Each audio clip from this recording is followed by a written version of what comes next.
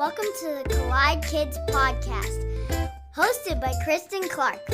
This is a show for kids and families. You are going to meet new people and have fun while you listen. Let's do it!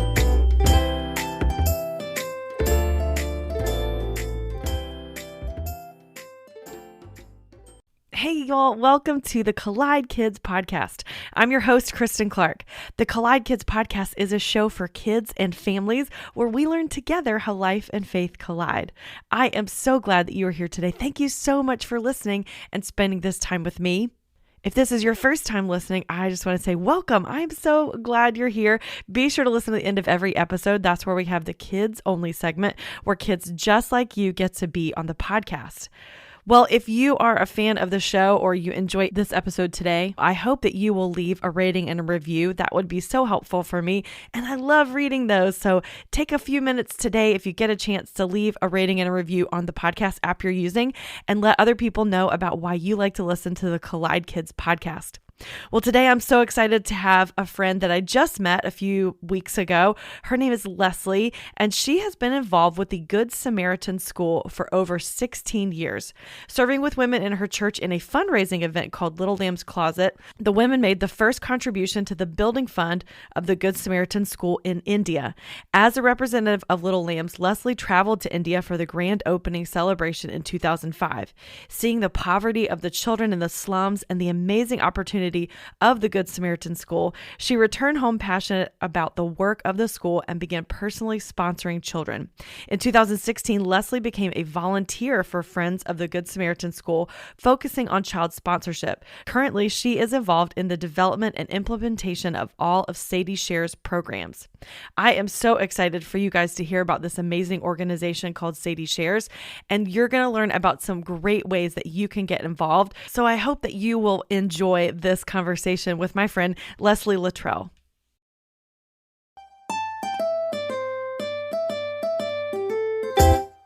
Leslie, I am so excited to have you on the Collide Kids podcast today. Well, thank you. I am so excited to be here. Thank you for asking me.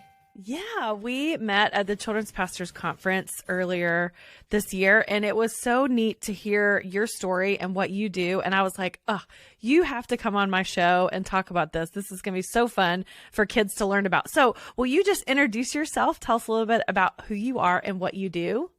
Okay, sure. Well, I am married to my husband, Robert, and we've been married for 36 years.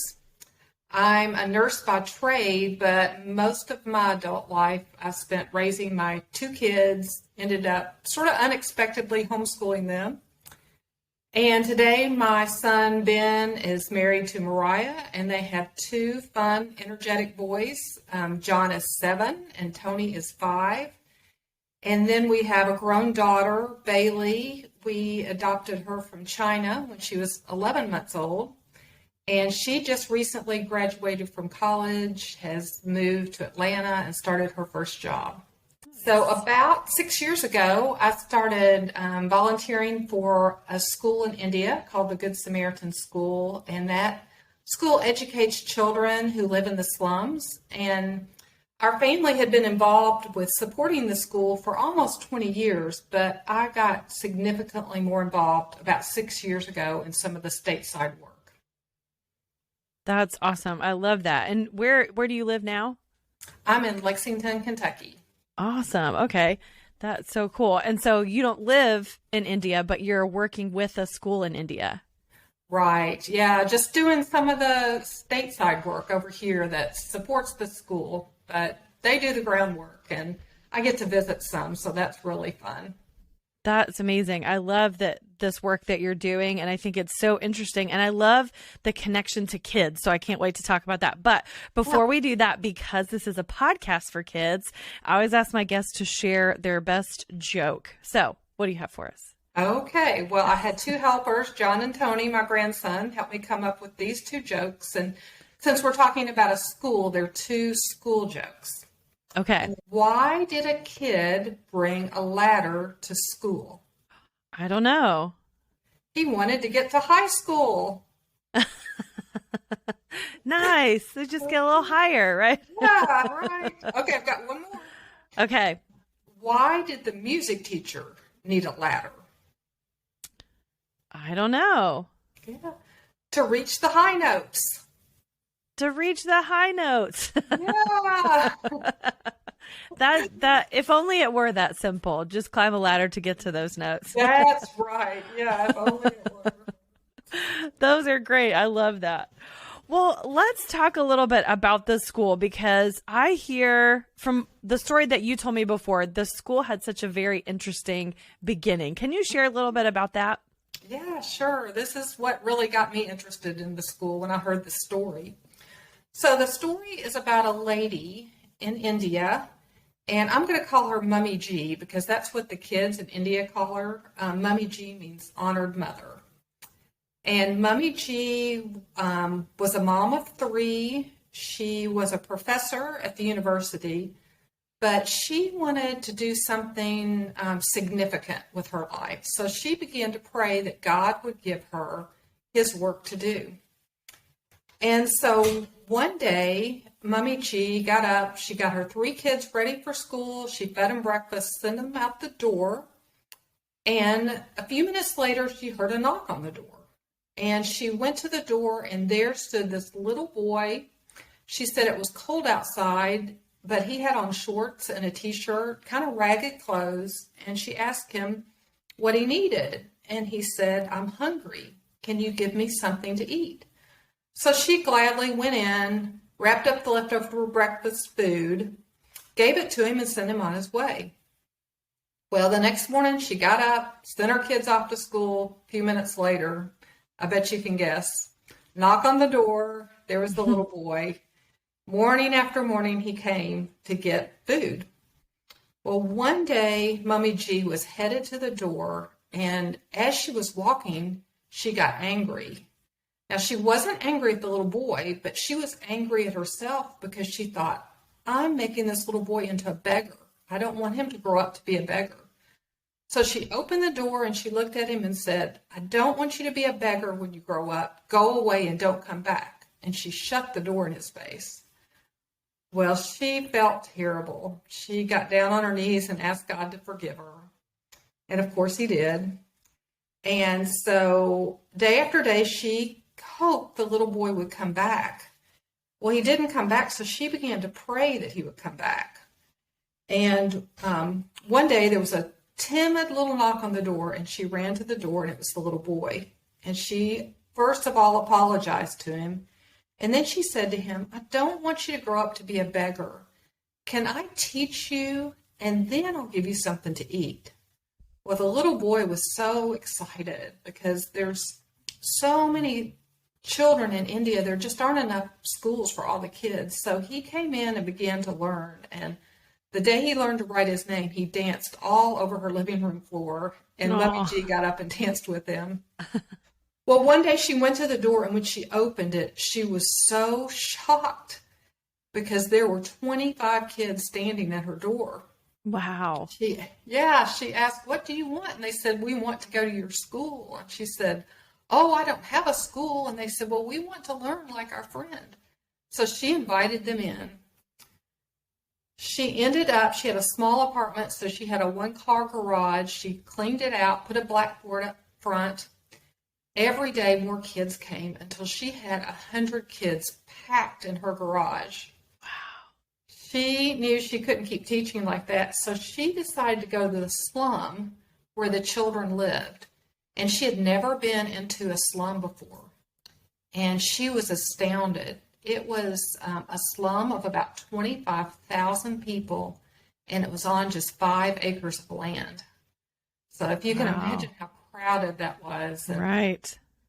So she went to the slum commissioner and said, I would like to put a tent up and teach the children.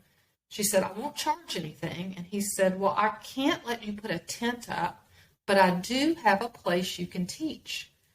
So he led her to the only public toilet for all 25,000 people. There was 100 stalls for men on one side, on the other side 100 for women, and in between there was a room that was locked, and they would open it at night for street people to sleep. And he said, you can teach here. Well, Mommy G said it smelled so bad, was so dirty. She didn't think she could do it, but she said yes. And so she would go every morning and scrub the floor. She brought in flowers and fans to try to help it to smell better. But the kids really didn't care. They came and she got some volunteers to help her. And before long, she was teaching 300 children in the morning. She sent them home and then she taught 300 in the afternoon. Wow. Yeah, she resigned her job as a professor, never took a salary for teaching the children, and taught that way for over a decade.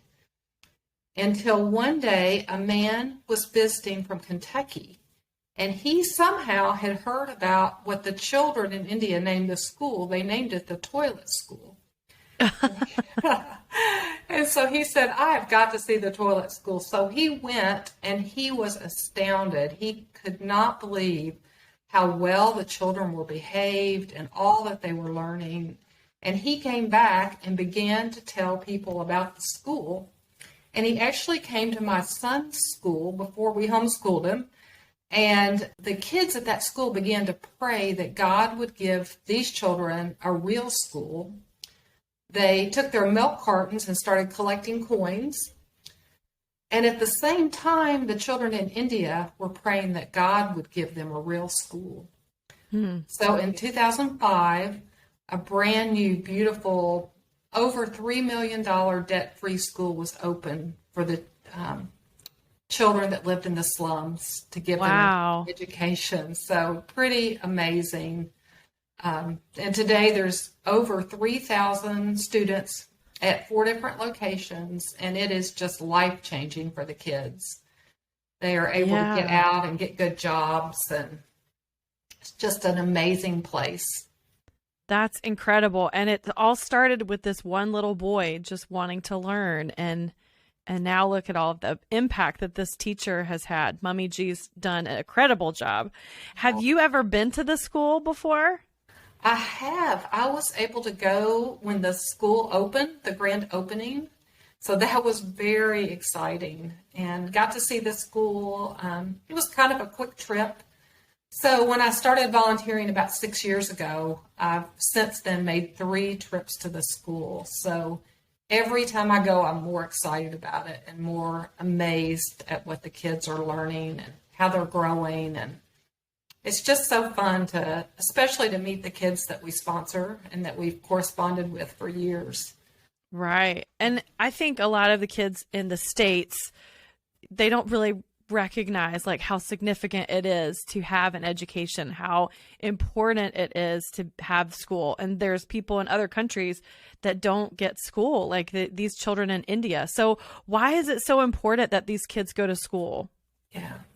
Well, it's just a cycle of poverty that really the only way it can be broken is through education. It's a little different than here. You know, like you said, kids can go to school, but if you don't learn to read or write, if you don't get an education, then you're not going to get a good job. And then if you don't get a good job, you're not going to make enough money to send your children to school. So it's just a cycle that just keeps going. But education just completely breaks that for the child. And then the child is able to help their family out as well when they get out and get a job. We'll be right back after this. You know, raising kids in the digital age isn't easy, but Bark Technology makes products that help parents keep their kids safe online and in real life. They have an app, a phone, and a home device that lets families set parental controls on their internet-connected devices. I love the app because it helps us manage screen time and blocks websites and apps we want our kids to avoid. It also sends alerts and gives us the ability to monitor texts and social media and even track your child's location. Visit bark.us to learn more about how you can keep your kids safe online. Use the code COLLIDEKIDS to get 15% off your subscription of the Bark app.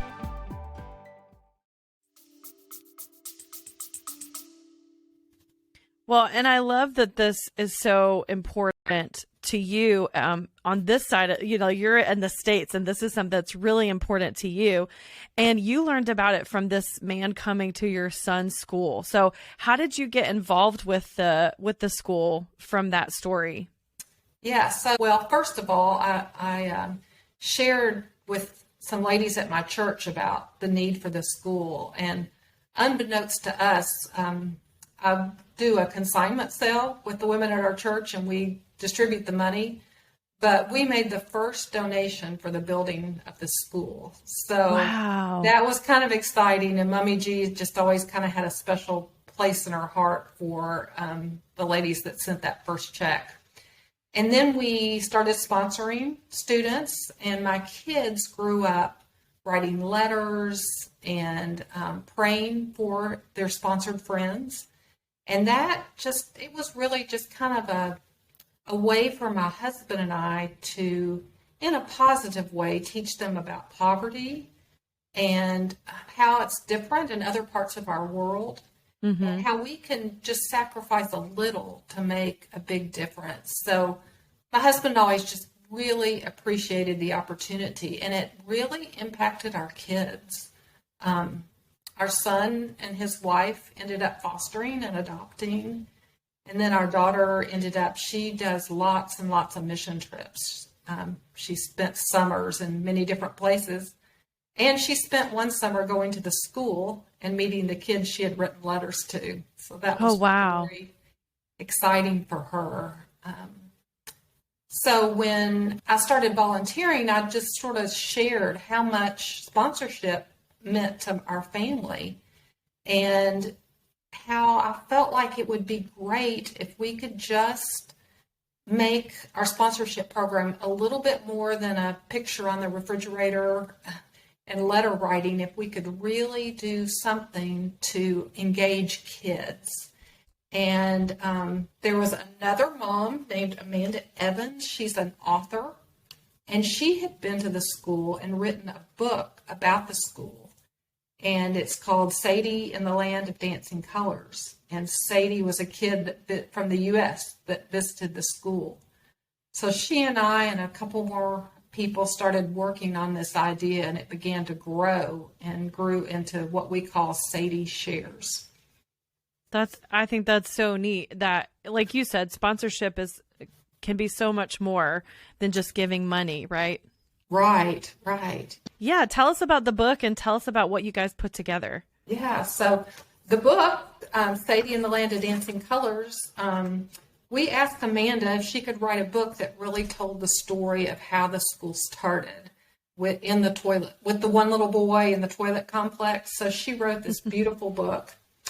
And from that, we came up with 3 kid-friendly programs. And the first had to do with sponsorship. So we developed, if a family sponsors a child to attend school, their kids can for free join what's called Sadie and Sonny's Club. And so they become club members, and when they first sponsor, they get a backpack. And in the backpack, it's filled with the book, Sadie and the School That Love Built. It has a picture of their sponsored friend, a little help with parents, helping them talk to their child to learn about India and how they can make a difference. And then a letter writing template. We found it's kind of hard to sit down with a blank piece of paper. So we have a template that kids can fill in and draw pictures to send to their friend. And then as part of Sadie and Sonny's Club, 3 times a year, the child gets a package from Sadie and Sonny. And in that package, they can learn more about India. So at Christmas time, we sent one called Christmas in India, and they learned how they celebrate Christmas. And we had a Christmas craft and a letter from their sponsored friend and a video so that they could really get their eyes on and see what it's like to celebrate Christmas in India. So wow, it's fun to get a package in the mail, and that gives parents a way to connect just a little bit more and keep the conversation going and the excitement going for the child. So that's Sadie and Sonny's Club. Our other two programs can be used with children's groups. So one is called Fundraise for Friends, and we have two little service projects kids can do called Sadie Shares Lunchbox Love or Sadie Shares Medical Care. And kids get a little kit. It's a little white-handled box, and inside the kit is a mini book, and it's Sadie. For Lunchbox Love, it's Sadie sharing about how she's hoping that the kids we can collect some money so the kids at the school can get nutritious lunches and grow up strong and healthy. So she challenges kids, can you save $5 or more to help buy healthy lunches for the kids? In the packet is a little pouch that they collect their coins and dollars in, and a postcard to parents that gives them a link to a video. And our videos have Sunny and Sadie in it, our characters, and a real footage of the school. So those little fundraising projects can be done by any kind of kids group. Sports teams have done it, scout groups, schools, churches. It's really very easy and very meaningful for the kids. I love that. And I know there's lots of people in those groups like sports teams and Girl Scouts or Boy Scouts or any of the church groups that are always looking for things that they can do with their kids to teach them. And so you give it all, like it's a resource. So you give something for the leaders to work on and know what to say and how to teach it. So that's really great that you guys put that together. Yeah. And our little kits per child are just $1 each. So it's real reasonable. Yeah. For the groups. I love that. What a great idea. Thanks. And then our last is really geared more toward children's ministry at churches, and it's called Exploring India. And it's a 4-week curriculum where the kids can learn about, a country different from their own. They can learn about the beautiful culture of India and the needs of kids who live in extreme poverty. And each week they study a different character trait. So the first week is compassion. For those in need, honoring a culture different than your own, perseverance, how the kids have to overcome so many obstacles to get an education, and then generosity, sharing everything we have so that others can have what they need. That's good. And those are all good traits that I think adults could learn as well. Yes, I can continue to learn. That's right. Yeah. That's amazing. And I love that you have like the template for the letter and you've really made it so simple. So all people have to do is just give their time and a little bit of effort and they can make a really big impact to another person around the world. Yeah, it really can have can change the life of a child completely. Yeah, because I think like I said earlier, we take for granted that we get to go to school, but it's pretty expensive for some people to go to school in other countries. Right. Just to buy the uniforms, most countries, it's a requirement that you have a uniform. So, so the uniform and just, the supplies and things really add up. And the other great thing about this school is they understand the unique needs of the kids who live in the slums. So, they come from a home where the kids can't go home and get help with their homework because their kids have never been educated. So they really work hard to help the kids in every way they can. That's amazing. And what an impact, like you said, it's going to make to their life and the next generation. I think that's amazing. So what can families do today to make a difference in the lives of children in need? Because it's like you said, there's lots of churches and groups that can get involved, but can a family be involved in this type of work? Yeah, sure. I would just encourage parents to be intentional and consistent in teaching their children about the needs around the world and how they can make a difference. So I think really our sponsorship is the best program for that because it just continues to be a way that you can teach your children about poverty and how they can make a difference. And I really encourage families to do something a little sacrificial. The sponsorship cost is $40 a month, And, it's cost about $40 for a family of 4 or 5 to go out to eat. And so just sacrificing once a month a meal out, a family can pay for a child's education. One thing fun that our family did is we had rice night once a week, and we would eat rice and beans or rice and a little chicken and drink water, just a real simple meal, because we knew that there are a lot of kids around the world that's what they had every day, day after day, just something real simple. And then we would take that money and use it for sponsorship or for some other need that we knew was out there. And that was just a great way. We'd often get out a globe and just learn a little geography and about kids in different parts of the world. So something that the kids can get their minds around, and to learn to be compassionate and generous. I just think when you teach children that young, that they will grow up to be compassionate, generous adults. Mm-hmm. Yes, I agree. And I love that idea. That's so neat, just to have a night where you dedicate that meal to saving money, and also make that a conversation to have with your family.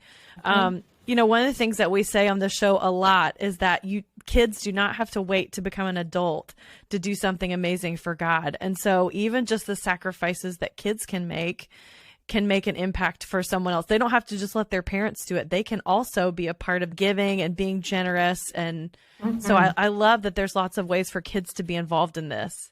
Right. Yeah. And it's so meaningful for a kid in India to get a letter from a kid in the United States. I mean, that's so exciting for them.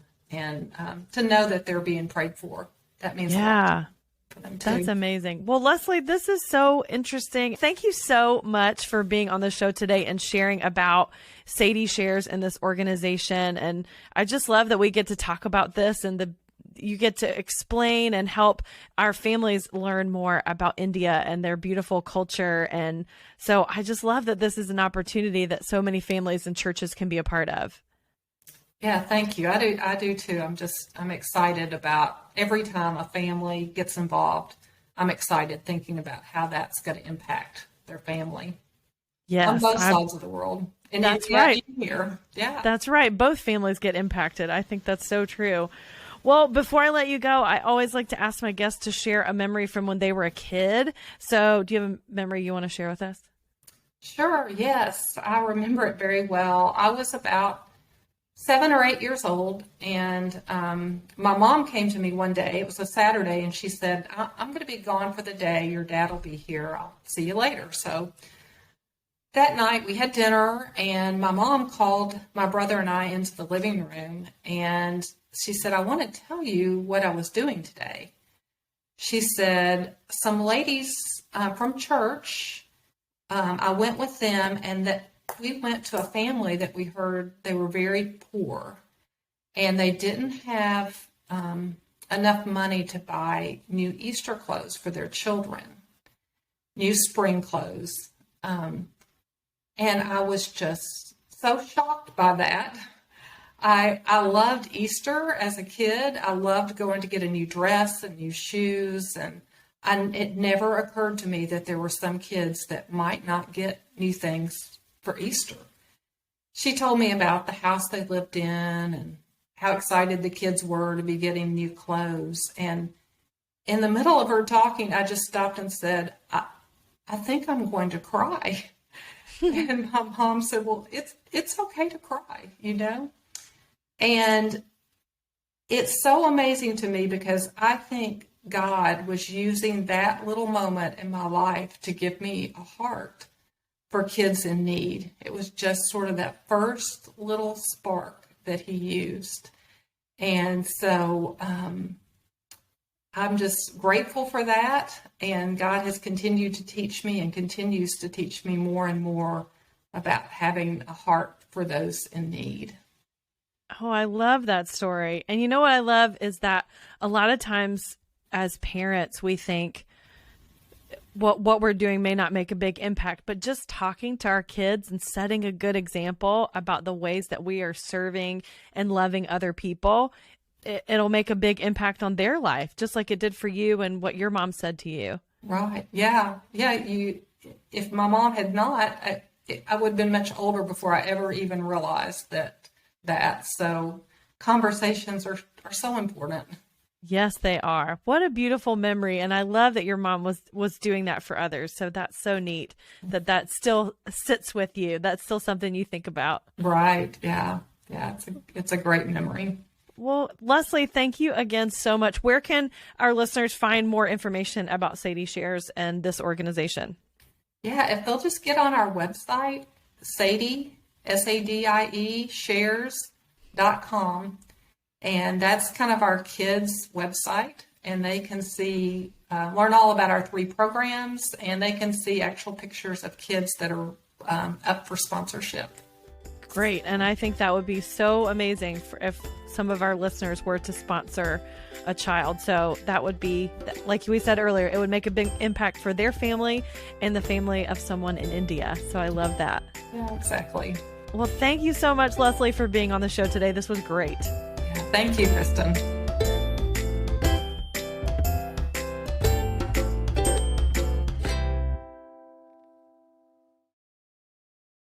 What an amazing organization to learn about. I am so glad that Leslie came on today to share about Sadie Shares.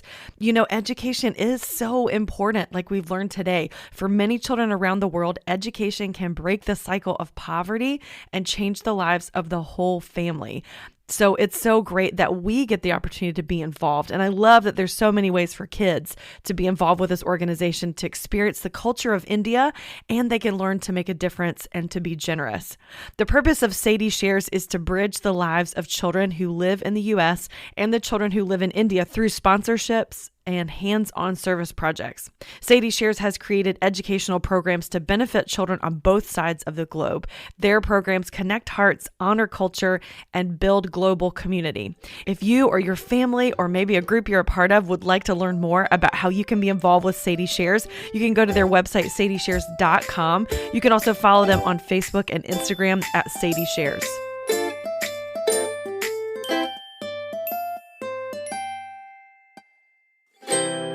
Well, now it's time for the kids only segment. This is the part of the show where you get to be on the podcast. So here is my very funny friend, Gideon.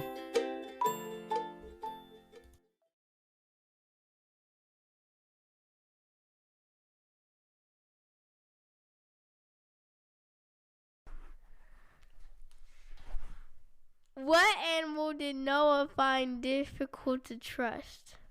The cheetah. Am I doing this right? Yeah. Guys, thank you. No, thank you, Gideon.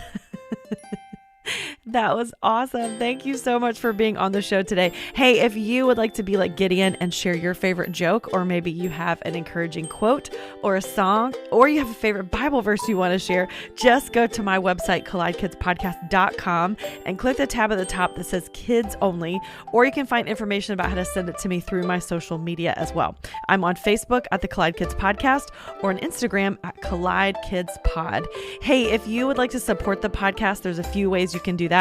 First, be sure to subscribe and follow this podcast and leave a rating and a review. Like we said before, that's so helpful and I love reading those. You can also share this episode with friends and family on your social media or through a text message or email and let them know why you and your family like to listen. And anytime you think about it, I always appreciate your prayer support as well. Well, I hope you guys are having an amazing week, and I hope that you have some time as a family to sit down and talk about some ways that you can be generous and make an impact. Well, in case no one has told you today, I would love to be the first to remind you that God loves you so much. Thanks for listening.